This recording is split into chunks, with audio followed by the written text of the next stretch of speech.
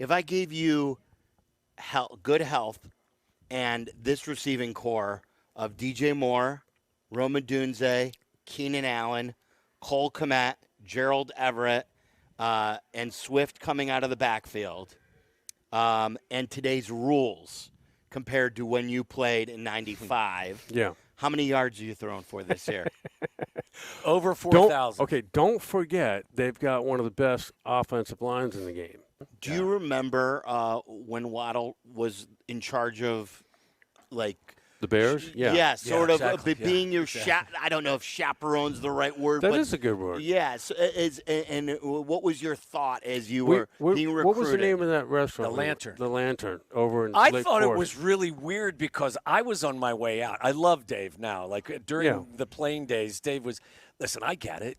He was coming from Dallas where they had Alvin Harper and Michael Irvin. He came here and he had me. So I get it. I understood. But I just thought it was weird. He was like, hey, we want you to, Eric, we're bringing Eric in for a visit. Can you take him up to Atlanta? I said, of course, yeah. His least favorite player taking on his prized recruit. I just felt it was always a little bit weird. But we obviously made the best of it. Well, I wouldn't say you were his least favorite player, but I just He was in the top five. We had a good time, right? We just did. hung out and Yeah.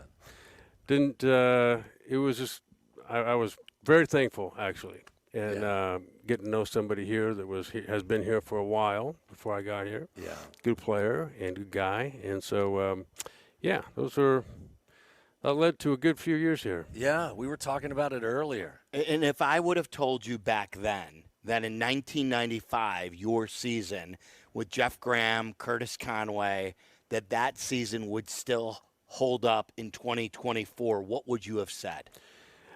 You're crazy, but the two teams I played, the majority was the Lions, right? So they just won for the first time in forever. Yeah. Also in 30+ years in a playoff and won two playoff games, and then here it's just records I'm not real impressed with, but certainly I think this team is kind of poised to do a lot of good things. What do you think of the quarterback? First overall pick, had a great college career. How do you think he'll do here? What I think is, I think if he can learn how to play the game, make it simple. Yeah. And don't overlook the guy that's open first. I don't know if you remember a couple years ago, maybe it's 3 or 4 years ago now, Patrick Mahomes spent half a year really kind of doing just that. Yeah. And then all of a sudden, he hit the open guy. Yeah. And then things got back on track again. So I think in Caleb Williams' case, we know all the upside stuff he's got, right? I mean, he's fluid and throws the ball well.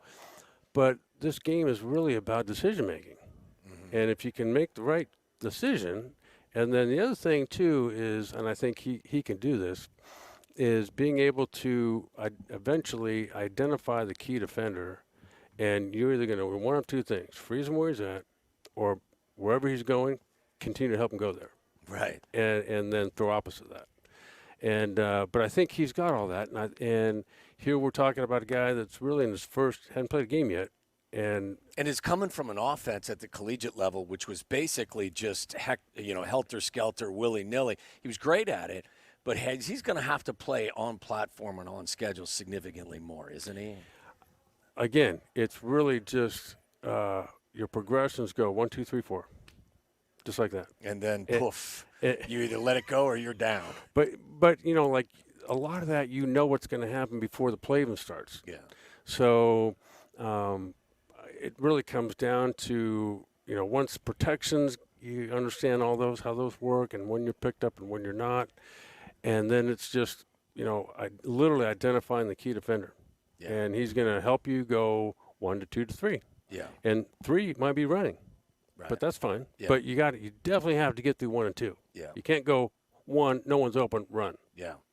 If I gave you good health and this receiving core of DJ Moore, Roma Dunze, Keenan Allen, Cole Kmet, Gerald Everett, and Swift coming out of the backfield, and today's rules compared to when you played in 95, how many yards are you throwing for this year? Over 4,000. Okay, don't forget they've got one of the best offensive lines in the game. And I would say the guy I'm most impressed with is Braxton Jones, You are. because he got annihilated as a rookie, pass blocking wise. Yeah. But last year he didn't. And so the fact that they're not just good players, they're depth. They've got depth everywhere. To answer your question, I think that a lot of those players are going to be going to the Pro Bowl for a lot of years. So if you're asking me how many yards would that have equaled, and like you said, staying healthy, I mean, if you put the whole combo together, I couldn't put a number on it. It would be a lot, though. Oh, come on. Give me a number. First Okay. time, like Come on. we're still, with all due respect, we're still waiting for the first 4,000-yard season and Yes. first 30 touchdown season. Right. Is there a really good chance with all of these weapons in the huddle that we finally eclipse those numbers? Whether it's this year, I don't think anyone cares. Well, I think the fans may be caring, Right. but for me personally, I hope that that's a byproduct of making everybody doing their job well. Right. Whatever plateau you go at, but like you said, it's the only franchise with no 4,000 and whatever, no 30 touchdown. Yeah. Okay, well, when you get a good system, a good coaching staff, and good players executing at a high level, you look back after the season and go, oh, look what we did. Yeah. And it's a function of literally staying healthy and people doing their job well. Yeah. It's great to see you, Yeah, and it's great good to to see see you, you man. doing so well. Thank you. I appreciate Yeah. that. And Good to see you. great to see you guys, Yeah. too. Yeah. guys. Yeah. It was great to see Kevin Warren come out here and address the whole Yeah, gang I before. know. It's Feels like things are changing a little bit, doesn't a it? little bit, yeah. And that's a good thing. No doubt. And, he addressed everybody for all that they've contributed and where the direction of the team is going. And it's a, long process. I mean, it's a long-range view of what they're taking. It's the same thing that Ryan Paul said last year before the season. Yeah. And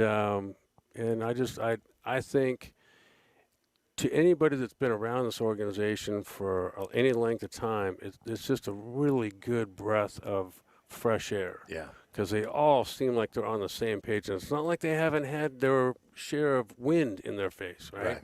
But yet they've stuck to the plan. Yeah. It's great stuff.